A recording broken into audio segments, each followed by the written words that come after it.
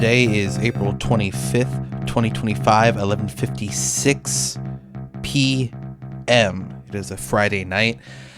I had the day off. It was sort of cloudy, not really. I keep wanting to say partly cloudy, but I don't know. Cloudy makes it sound like that there was like clouds covering up the whole sky, and then partly cloudy just kind of makes it sound like it was a drab day. So what do you say when there was clouds in the sky, but it wasn't really partly cloudy and it wasn't fully cloudy? I could say like a day, right?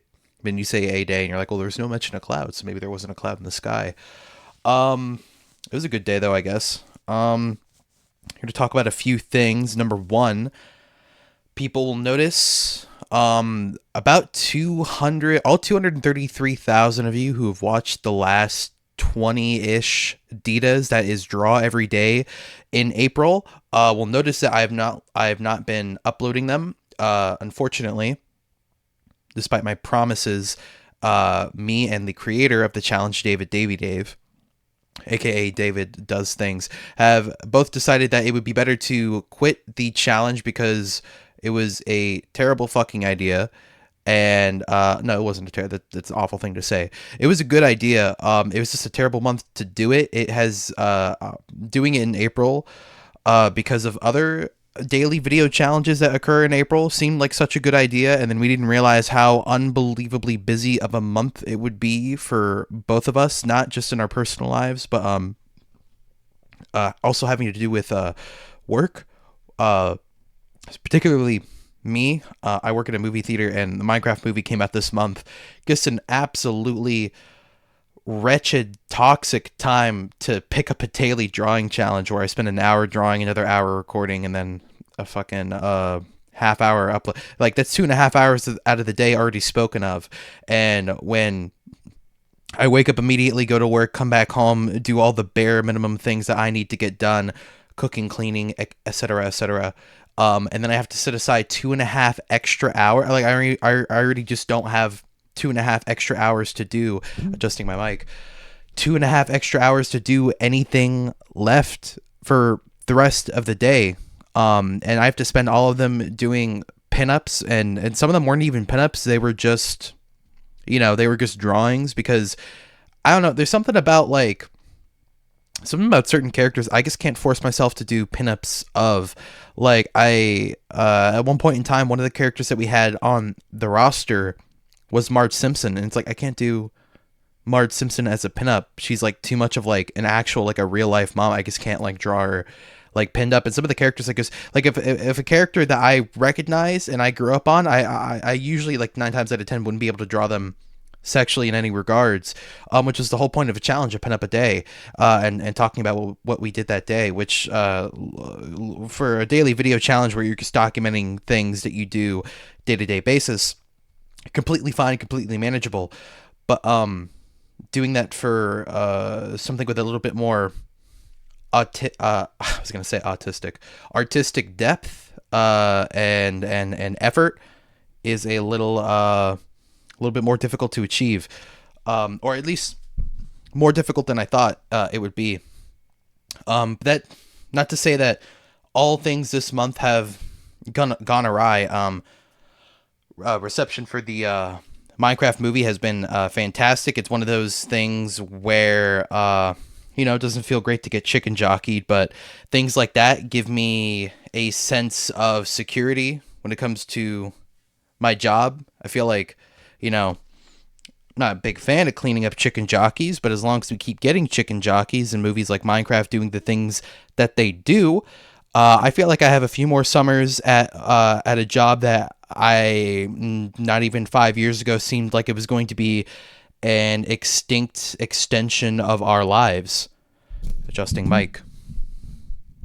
So that's good to hear.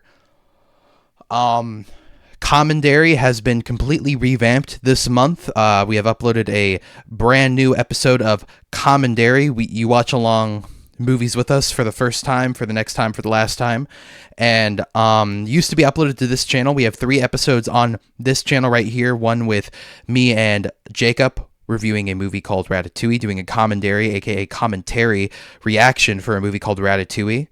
We have one for the 1984 Ghostbusters and one for Jaws. We've decided to make a brand new channel for it to completely dedicate all of our resources to, or just have a channel where all the resources of the channel can be dedicated to the movie reviews. They don't need to clutter up this channel. Neither do these TTIOs need to clutter up the movie reviews for those who are interested in supporting them. Uno momento. Sorry, didn't think I was recording there for a second. As another thing that has occurred, in addition to partaking on a new daily challenge and creating a new YouTube channel, my old reliable video editor, aka Olive, has unfortunately failed me. It refuses to recognize any microphone that I record up to the that I hook up to the computer, because I hate recording in Audacity, exporting and then re-importing into a video editor. I would just much rather prefer record directly into the video editor, just remove steps. I'm not trying to make these extremely high effort. Just trying to make these, you know. And so I'm accustoming myself to a new piece of software called Caden Live. Not my favorite on the planet, but I am putting my trust into it, as I am a religious user and advocate for the program Krita. One of my favorite pieces of art and animation software. I don't think that it gets any better than that. And I'm a big fan of the Caden, what is it called? The KDE desktop environment. I like that too. So I got a lot of footing in KDE. They got me as a lifetime customer, at least for now. Another news, of course, long-time listeners of the show, all 1,233,000 of you, will be able to tell that I have upgraded the microphone that I've been using. Up until this point, I've been using a Zoom H1N handy recorder with 2 AAA batteries and a micro SD card to record all my videos. And I have since then upgraded to a Shure SM57, hooked up to a Focusrite 3rd generation Solo something or other interface. And, sounds good. Sounds about as good as I could want it to, really. I'm not a particularly picky person. Wasn't a fan of white noise in my recordings. I do like that in this mic I could talk right in front of it and be very audible. Lean over here, be a little bit more quiet. And then if I'm all the way over here, it's getting really hard to hear me. And then I come back towards the front. It's extremely easy to hear me. Definitely some adjustments. It's not as easy to just walk across my house and yell into the mic from across the way, having myself be heard. But the trade-off is it blocks out white noise exceptionally. And it gave me a whole new appreciation for how digital audio works, because I had never truly absorbed it. And it's a lot more complicated than I would thought. Like, as somebody, a user of USB microphones my entire life, they never particularly sounded bad, but they never sounded amazing. So hearing them, I was just like, well, this is as good as it gets.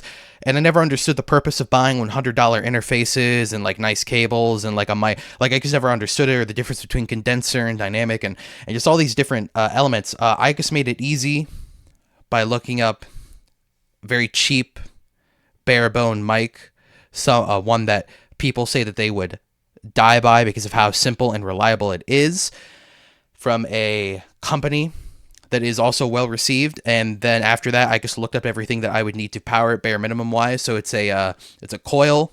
I speak into it, hears me, doesn't soak up a lot of noise, goes through a cable into an interface through an XLR cable. It's a cable with 3 pins on the inside, some for power, some bullshit, I don't know.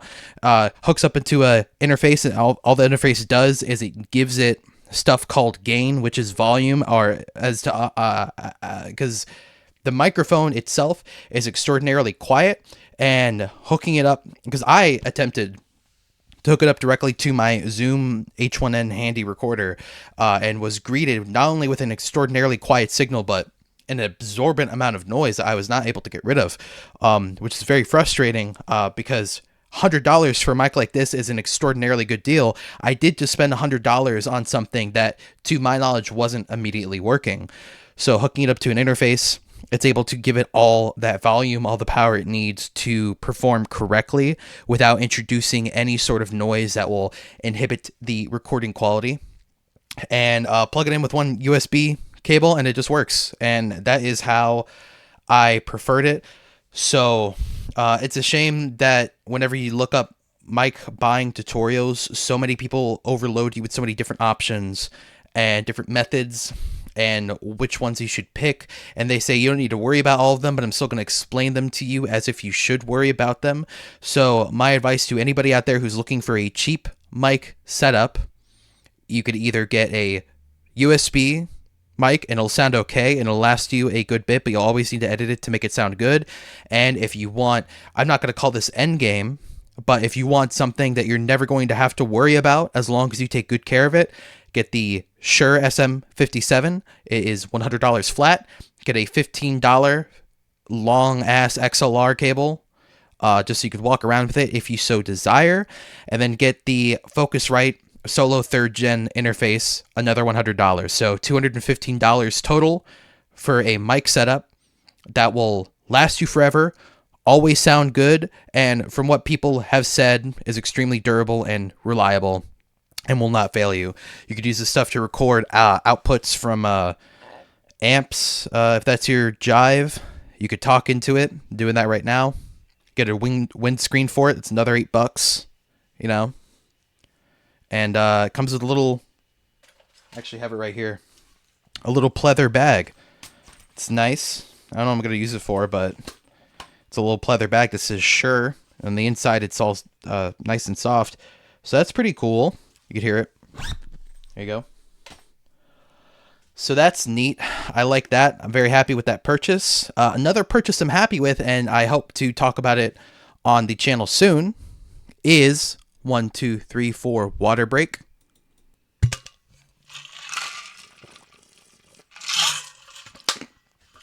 Oh yeah. Ice water. Already forgot what I was saying.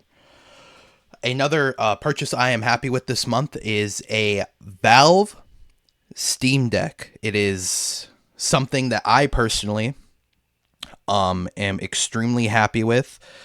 I couldn't recommend it enough for a person like me, and I have an insane amount of things to say about it because of how unique of a product it is, and especially post Switch 2, I guess I would say hysteria and pre-order buzz. There's a lot of, gaming is a hobby, and companies want to make your hobbies more expensive. So I find the Steam Deck in a competitive market like this an extremely unique and interesting choice that I feel like as many people should know about as they possibly could. Because if I had knew about it, I'd say 3-4 years ago. It has been out for 3 or 4 years. But if it was an option that was as accessible as it is now, 3 or 4 years ago, how quickly, I couldn't even describe to you how quickly I would have attacked something like this. Just with everything that I know now after research and research of tinkering, devices to tinker with, devices to emulate, and more importantly, devices that will do things like outlive a computer that I am using right now. God bless this little computer. I don't know how long it's going to last, and mainly OS-wise. See, I'm already getting into it, but it is a whole video of its own. I could literally talk for 2 hours straight about this one little device and my experience with it.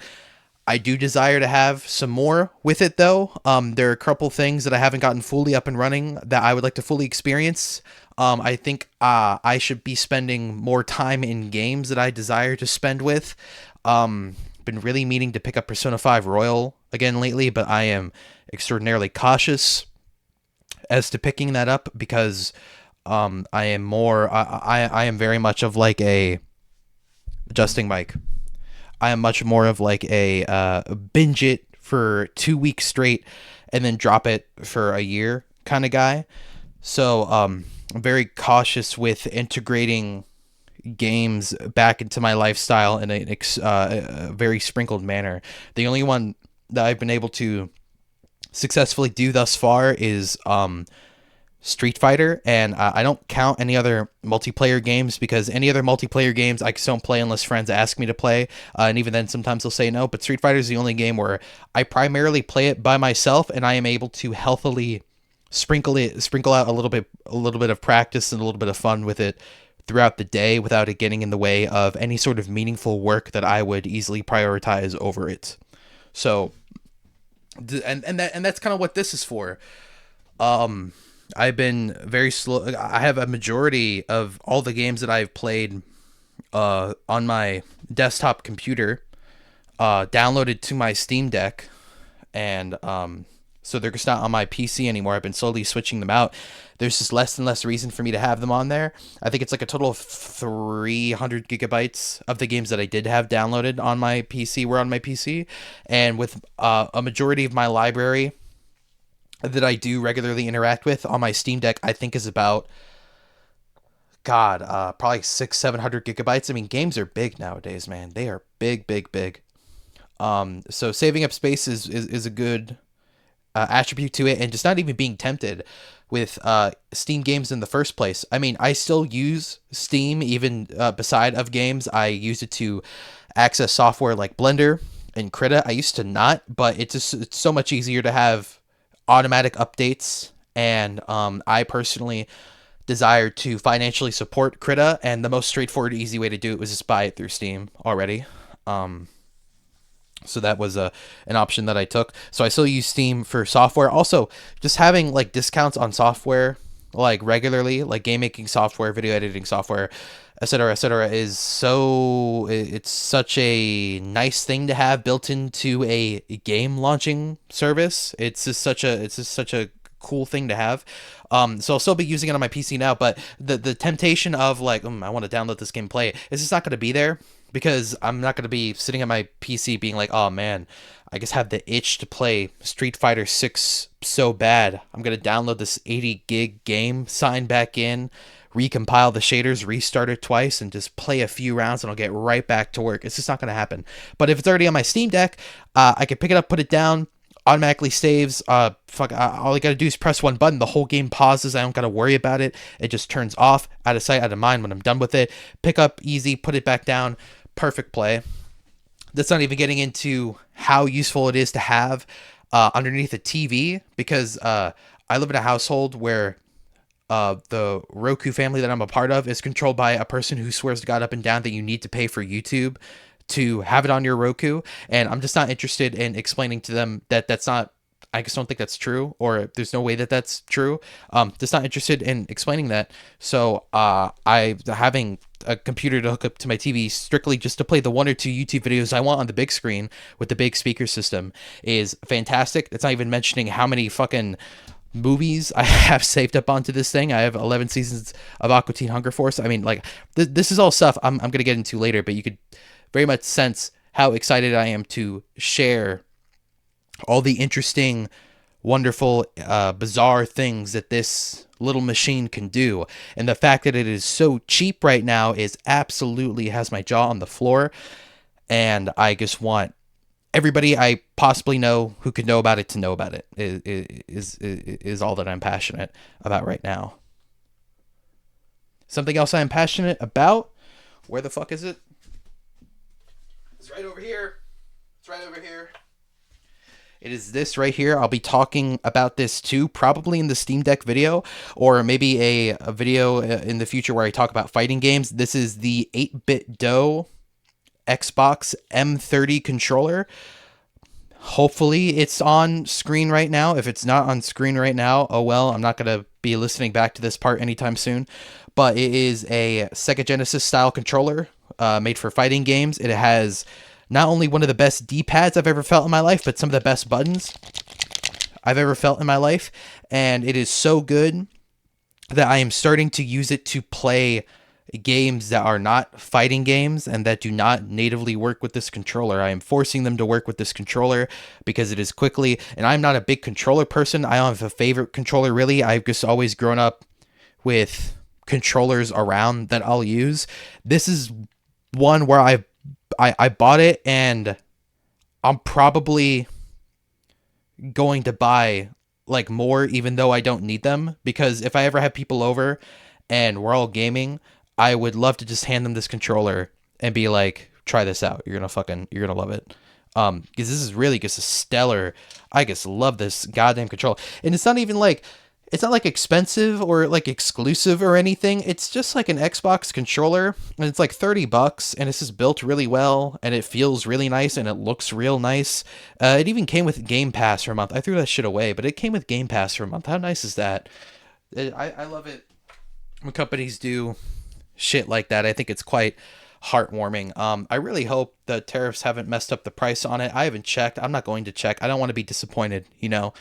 But that's something else that's been on my mind. I'll probably be talking about that later more in depth when I have a camera over my hand so I can physically show you what the HE double hockey sticks, please excuse my language, what I am talking about. Speaking of which, were you guys okay with the Smurfs rant? I know I got into some very controversial topics. I started delving into race theory, segregation. I know it's a bit of heavy stuff, but it was all important to the topic about Smurfs. I got into women's suffrage. That was a little heavy, but I'm glad I got it all out of my system. If you don't know what I'm talking about, please, whatever you do, do not watch the Smurfs rant. Please do not watch the video.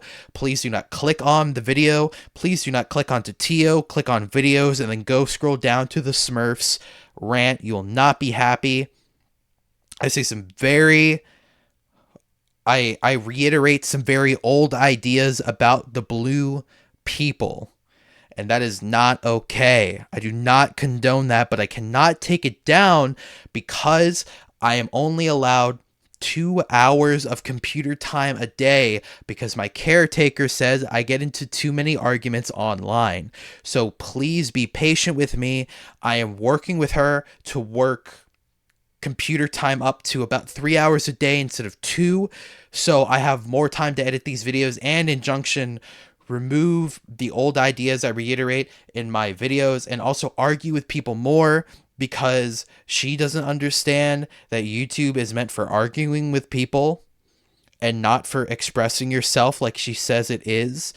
I am only trying to start shit on this website, and I will win every goddamn time. I will win every time. You cannot tell me that I won't. If you say that I won't, I will beat you. Especially if you're a woman.